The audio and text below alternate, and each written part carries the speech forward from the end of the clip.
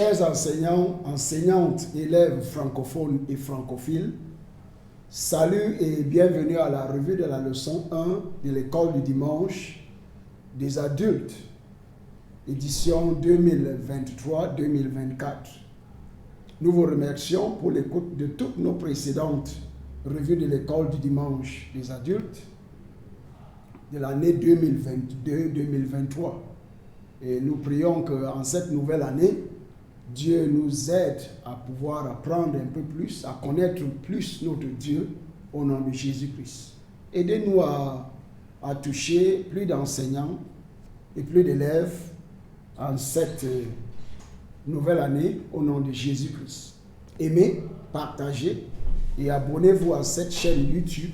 Je demeure votre hôte et frère, pasteur Paul Ézéchiel. Je tiens aussi à vous dire que je suis vraiment désolé de n'avoir pas fini l'année dernière avec vous, le manuel de l'école dimanche avec vous, puisqu'il me fallait prendre une sorte de repos pour pouvoir travailler sur la production de ce nouveau manuel. Que le Seigneur nous aide tous cette année au nom de Jésus-Christ. En leçon 1, qui sera enseignée le dimanche 3 septembre 2023, le titre de la leçon c'est « L'omniprésence de Dieu ». L'omniprésence de Dieu. Prions. Cher Seigneur, ouvre mon cœur pour comprendre ta nature omniprésente. Seigneur, ouvre mon cœur pour comprendre ta nature omniprésente. Au nom de Jésus-Christ, nous avons prié. En connaissance préalable, les enseignants en cette nouvelle année, au passage, par la grâce de Dieu, dans l'église chrétienne rachetée de Dieu, le calendrier de l'église commence en septembre de l'année précédente et se termine en août, ainsi que le manuel de l'école du dimanche, en août de l'année suivante. Par la grâce de Dieu, nous allons commencer à utiliser un nouveau manuel de l'école du dimanche à partir de septembre, de ce mois de septembre et jusqu'à la fin du mois d'août. Que le Seigneur nous donne la puissance de pouvoir utiliser et comprendre, étudier et comprendre mieux notre Dieu cette année au nom de Jésus-Christ.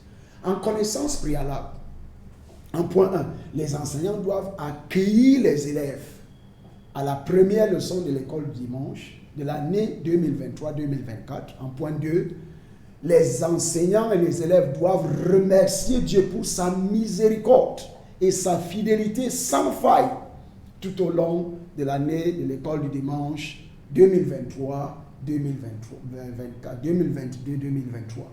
En troisième point, les enseignants doivent encourager les élèves à être assidus, réguliers et ponctuels à l'école du dimanche tout au long de la nouvelle année 2023-2024. Que le Seigneur nous bénisse au nom de Jésus-Christ. En leçon d'aujourd'hui, par la grâce de Dieu, nous avons le passage biblique qui est tiré du psaume 139, 7 à 12. Psaume 139, 7 à 12. Et il se lit comme suit. La Bible dit: où irai-je loin de ton esprit? Où fuirai-je loin de ta face? Si je monte aux cieux, tu y es. Si je me couche au séjour des morts, t'y voilà. Si je prends les ailes de l'aurore et que j'aille habiter à l'extrémité de la mer, là aussi ta main me conduira et ta droite me saisira. Si je dis, au moins les ténèbres me couvriront, la nuit devient lumière autour de toi. Et en verset 12, même les ténèbres ne sont pas obscures pour toi. La nuit brille comme le jour et les ténèbres comme la lumière. Que le Seigneur bénisse sa parole et la compréhension et la mise en pratique de sa parole au nom de Jésus-Christ. Amen. Un verset à mémoriser. Hébreux 4, 13. Hébreux 4, 13. La Bible dit: Nulle créature n'est cachée devant lui, mais tout est nu et à découvert aux yeux de celui à qui nous devons rendre compte. Amen. Hébreux 4:13. Hébreux 4:13. Nulle créature n'est cachée devant lui, mais tout est nu. Tout est à nu et à découvert aux yeux de celui à qui nous devons rendre compte. Nulle créature n'est cachée devant Dieu. Mais tout ce que nous faisons dans les ténèbres, dans la lumière, quoi que ce soit, où que ce soit, mais tout est à nu et à découvert aux yeux de celui à qui nous rendrons compte de toutes nos actions, nos inactions, nos indifférences. Nous rendrons compte à Dieu de toutes nos actions, de toutes nos inactions et de toute notre indifférence. Nous rendrons compte à Dieu du mal, du bien, du laid. Nous rendrons compte à Dieu. Que le Seigneur nous donne la grâce de pouvoir vivre pour glorifier son nom ici-bas au nom de Jésus-Christ. Amen.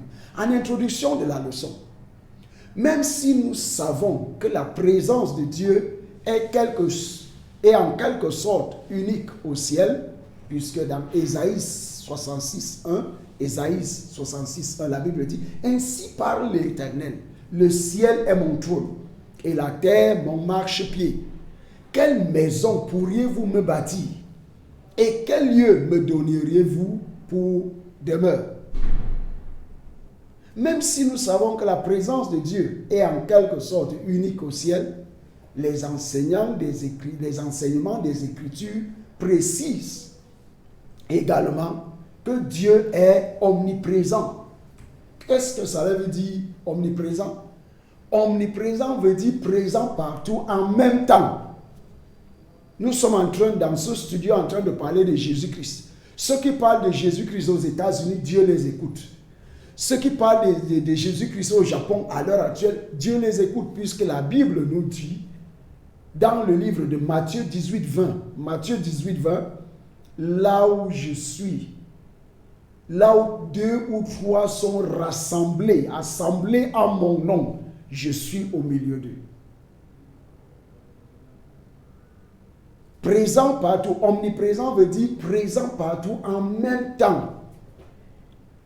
Dès le début des Écritures, nous voyons la présence de Dieu se mouvoir au-dessus de la terre, même lorsqu'elle était encore informe et vide. Genèse 1:2, la Bible dit: la terre était informe et vide. Il y avait des ténèbres à la surface de l'abîme. Et l'Esprit de Dieu se mouvait au-dessus des eaux. Amen. Dieu a rempli le monde de sa création et de sa présence et de sa gloire. Et sa gloire continue d'habiter la terre entière. Nombre 14:21. Mais je suis vivant et la gloire de l'Éternel remplira toute la terre. Amen. En journal de l'enseignant, cette partie, journal de l'enseignant, but de la leçon, objectif d'enseignement, plan d'enseignement, gestion du temps, méthode d'enseignement, tout ça, ce n'est pas à enseigner lors de la classe. C'est pour la consommation des enseignants lors de la préparation, soit le jeudi, le vendredi, le samedi, avant de pouvoir être frais pour enseigner le dimanche matin. Dans cette leçon, nous voulons enseigner à l'Église le caractère omniprésent de Dieu. C'est ce que nous étudierons dans cette leçon. Et si vous voyez la revue du passage biblique dans le psaume 139, 7-12, le psalmiste, donnant un aperçu de la nature omniprésente de Dieu, souligne ce qui suit. Où irai-je loin de ton esprit? Où fuirai-je loin de ta présence? Si je monte, si je fais ceci, là aussi, ta main me conduira et ta droite me saisira. Si je dis, où fuient les ténèbres tout ça, il y a des versets bibliques à la fin de tous ces passages. Il y a des pointillés à remplir avec ce que la Bible dit pour pouvoir compléter les déclarations de ces passages de la Bible. Les enseignants doivent combler les pointillés ci-dessus lors de l'exercice de révision, soit le jeudi, le vendredi ou le samedi. En méthode d'enseignement, la méthode d'enseignement dans cette leçon sera la méthode d'enseignement magistrale. Ne pas monopoliser la parole, mais faites à ce que les élèves puissent participer, faire, dire et faire des choses pendant la leçon, lire le passage biblique, réciter le verset à mémoriser, répondre aux questions pour qu'ils puissent comprendre et retenir au moins 90% de ce qu'ils disent et font lors de la classe. Il ne faut pas que ce soit à sens unique. L'enseignement ne doit pas être à sens unique. En gestion du temps, il doit être à double sens. En gestion du temps, l'enseignement doit appliquer le temps d'enseignement à une leçon ayant deux grandes lignes. Amen. Les deux grandes lignes de la leçon. Grande ligne 1, preuve biblique de l'omniprésence de Dieu. Preuve biblique de l'omniprésence de Dieu. En point A, la Bible regorge de nombreux exemples de la présence de Dieu se mouvant sur la terre, interagissant avec sa création. En point B, par exemple, en point 1, Adam et Ève ont reconnu la présence de Dieu dans le jardin d'Éden. Dans Genèse 3.8, la Bible dit, alors, ils entendirent la voix de l'Éternel Dieu qui parcourait le jardin vers le soir. Et l'homme et sa femme se cachèrent loin de la face de l'Éternel Dieu, au milieu des arbres du jardin. En point 2, Dieu a marché dans le camp des Israélites. Dans Deutéronome 23.14, la Bible dit, car l'Éternel, ton Dieu, marche au milieu de ton camp pour te protéger et pour livrer tes ennemis devant toi. Ton camp devrait être saint, afin que l'Éternel ne voie chez toi rien d'impur et qu'il ne se détourne point de toi. Amen. En point 4, Hébreux 4.13, qui est notre verset à mémoriser. Hébreux 4.13, qui est notre verset à mémoriser. Nulle créature n'est cachée devant lui, mais tout est à nu et à découvert aux yeux de celui à qui nous rendrons compte. En Jérémie, dans le point 5, Jérémie 23.24 s'exclame et dit, quelqu'un se tiendra-t-il dans un lieu caché sans que je le voie, dit l'Éternel. Ne remplis-je pas, moi, les cieux et la terre, dit l'Éternel. Ça, c'est une question que Dieu nous demande dans Jérémie 23.24. Quelqu'un se tiendra-t-il dans un lieu caché, sans que je le voie? Ce n'est pas possible, dit l'Éternel. Ne remplis-je pas, moi, les cieux et la terre, dit l'Éternel. C'est la vérité. En activité de classe 1, la Bible dit, l'activité de classe dit, les élèves doivent mentionner des exemples de la Bible où des actions ou des pensées secrètes d'hommes n'ont pas été cachées à Dieu. Nous le savons. Abraham, son fils, Abraham et sa femme. Grande la leçon de toujours avec nous. Toujours avec nous. En point A, si vous êtes un croyant en Jésus-Christ, point 1, Dieu est avec vous. Amen. À côté de vous, au-dessus de vous, à l'intérieur de vous. Amen. Genèse 28.15 dit, voici, je suis avec toi. Amen. Je te garderai partout où tu iras. Amen. Et je te ramènerai dans ce pays. Amen. Je ne t'abandonnerai point. Amen. Que je n'ai exécuté ce que je te dis. Amen. En point 2, la présence et la vigilance de Dieu ne vous quittent jamais. La présence et la vigilance de Dieu ne vous quittent jamais. Hébreux 13.5b dit, Car Dieu lui-même a dit, je ne te délaisserai pas, point, et je ne t'abandonnerai point. C'est à vous de croire en Dieu, en cette parole de Dieu, en point B. Si vous n'êtes pas croyant en Jésus-Christ, Dieu est juste devant vous. Il vous invite et vous attire. Si vous n'êtes pas croyant en Jésus-Christ, Dieu est juste devant vous. Il vous invite et vous attire. En point 2. Dieu vous offre l'amour, la miséricorde et la grâce qu'il désire vous donner. Dieu vous offre l'amour, la miséricorde et la grâce qu'il désire vous donner. Dans Apocalypse 3.20, Apocalypse 3.20, la Bible dit, voici, je me tiens à la porte et je frappe. Si quelqu'un entend ma voix et ouvre la porte, j'entrerai chez lui, je souperai avec lui et lui avec moi. En ce moment précis, Dieu se tient à la porte de votre cœur et il frappe. Si quelqu'un entend ma voix et ouvre la porte, j'entrerai chez lui, je souperai avec lui et lui avec moi. De quelle manière avez-vous été sourds à la voix de Dieu? De quelle manière avez-vous été sourds à la frappe de Dieu à la porte de votre cœur? De quelle manière avez-vous été sourds à la voix de Dieu? Ouvrez votre cœur à Jésus. Ouvrez votre cœur à Dieu. Il dit, il rentrera chez vous et il soupera avec vous et lui avec vous, avec lui. Et vous avec lui. En point 3. Une meilleure façon de demander où est Dieu est de demander où es-tu par rapport à Dieu. Dans ce monde turbulent, dans ce monde bouleversé, dans ce monde en turbulence à l'heure actuelle, où es-tu par rapport à Dieu?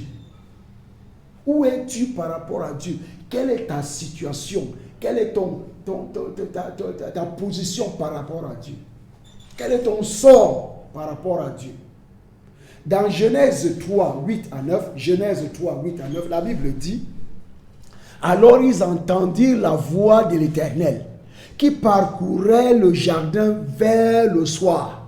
Et l'homme et sa femme se cachaient loin de la face de l'Éternel, au milieu des arbres du jardin. Mais l'Éternel Dieu appela l'homme et lui dit, où es-tu? Dans cette leçon, Dieu vous demande, Dieu te demande, où es-tu par rapport à moi? Quelle est la relation que tu as avec moi à l'heure actuelle? Si tu meurs maintenant, où iras-tu? Au ciel ou à l'enfer? C'est pourquoi la Bible nous dit d'avoir une relation avec lui. La Bible dit dans Jean 13, 16, Dieu a tant aimé le monde qu'il nous a donné son Fils unique, si bien que quiconque croit en lui ne périsse point, mais ait la vie éternelle. En point 4. Un pécheur ne peut se cacher de Dieu. Il ne peut pas se cacher de Dieu. Et tout ce qui est fait dans le secret est ouvert devant Dieu, car Dieu est partout. Justement, Dieu est partout. Nous ne pouvons rien faire. Dans le verset à mémoriser, nous avons dit, nous ne pouvons pas nous cacher de Dieu. Nous rendrons compte de tout ce que nous faisons dans la lumière, dans les ténèbres, dans le secret, en public, à Dieu. Puisque lui, il est partout. Il connaît avant que nous ne soyons nés. Avant que nous soyons nés, il connaît que ce jour nous mentirons, ce jour nous ne mentirons pas. Il le sait. Un pécheur ne peut pas se cacher de Dieu et de tout Et tout ce qu'il fait dans le secret est ouvert devant Dieu. Car Dieu est partout. Psaume 51, 3. Psaume 51, 3. Car je reconnais mes transgressions et mon péché est constamment devant moi. Et mon péché est constamment devant moi. Point C. La présence de Dieu est toujours avec nous. La présence de Dieu est toujours avec nous. Point 1. Chaque fois que nous témoignons de Christ au monde, comme il nous l'a commandé, ordonné, dans Matthieu 28, 19 à 20, Matthieu 28, 19 à 20, la Bible dit, allez, faites de toutes les nations des disciples, les baptisant au nom du Père, du Fils et du Saint-Esprit. Verset 20. Et enseignez-leur à observer tout ce que je vous ai prescrit. Et voici, je suis avec tout. Je suis avec vous tous les jours jusqu'à la fin du monde. Amen. Chaque fois que nous témoignons de Christ au monde, il est avec nous. La présence de Dieu est avec nous chaque fois que nous témoignons de Christ au monde. Numéro 2. Même lorsque nous ne sentons pas la présence de Dieu au milieu de la douleur, Dieu est là. Il sait ce que nous passons. Il sait ce qui nous arrive.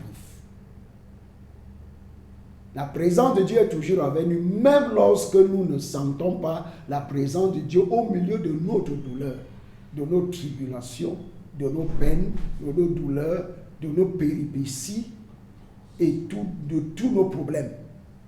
Point 3. La présence de Dieu est toujours avec nous. Ainsi, nous pouvons être assurés qu'il ne nous quittera jamais, ni ne nous abandonnera. Ésaïe 43, 2. Ésaïe 43, 2. La Bible dit, si tu traverses les dieux, la Bible dit, la Bible dit, si, que tu le crois ou pas, nous allons tous traverser les eaux dans cette vie. Je serai avec toi. Ça, c'est une assurance. Si tu traverses les eaux, je serai avec toi. Et les fleuves, je serai avec toi. Ils ne te submergeront point. Amen. Si tu marches dans le feu, le monde dans lequel nous vivons, ce n'est pas plus que le feu. C'est plus que le feu.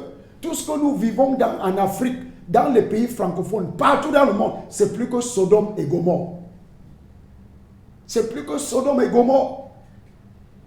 La Bible dit, si tu marches dans le feu, tu ne te brûleras point pas. Amen. Et la flamme ne t'embrasera pas. Amen. Dieu est fidèle à sa parole et il fera tout pour tenir à sa promesse. En point 4. Comme il était avec les 3 jeunes Hébreux dans la fournaise ardente, dans Daniel 3, 21 à 25, Daniel 3, 21 à 25, je vous laisse la permission de pouvoir lire ça à la maison, puisque c'est un peu plus long, mais c'est l'histoire des 3 enfants hébreux, Shadrach, Meshach et Abed-Nego, qui ont été jetés dans la fournaise ardente, mais ils sont sortis indemnes par la grâce de Dieu. Et je prie pour vous que tout le feu dans lequel vous vous trouvez à l'heure actuelle, Dieu vous sortira de ce feu, de tous les feux indemnes au nom de Jésus-Christ. Amen. En point 5, un dernier point. Dieu est avec nous tout le temps. Dieu est avec nous tout le temps. Matthieu 1, 23. Matthieu 1, 23, la Bible dit, voici, la Vierge sera enceinte. Elle enfantera un fils et on lui donnera le nom d'Emmanuel. Ce qui signifie Dieu avec nous. Amen. Dieu avec nous. Emmanuel signifie Dieu avec nous. En activité de classe 2, les élèves doivent raconter une expérience inoubliable au cours de laquelle ils pensaient que Dieu les avait abandonnés, mais ont ensuite découvert sa présence permanente. J'ai pris que cette présence permanente soit votre portion, soit votre sort pour toujours au nom de Jésus-Christ. Amen. En conclusion, dans cette superbe leçon, l'omniprésence de Dieu. Dieu est partout. Son omniprésence est l'un de ses attributs existentiels. En évaluation, les élèves doivent mentionner un exemple dans les Écritures qui montre l'omniprésence de Dieu. En prière de clôture, prions. Père, aide-moi à vivre quotidiennement dans la conscience de ta présence constante au nom de Jésus-Christ. Père, aide-moi à vivre quotidiennement dans la conscience de ta présence constante au nom de Jésus-Christ. En devoir, mentionner 5 cas où vous avez pratiquement ressenti la présence de Dieu. Mentionnez 5 cas où vous avez pratiquement ressenti la présence de Dieu. Si vous n'êtes pas né de nouveau, vous ne pouvez pas ressentir et vivre, connaître, faire l'expérience de la présence de Dieu.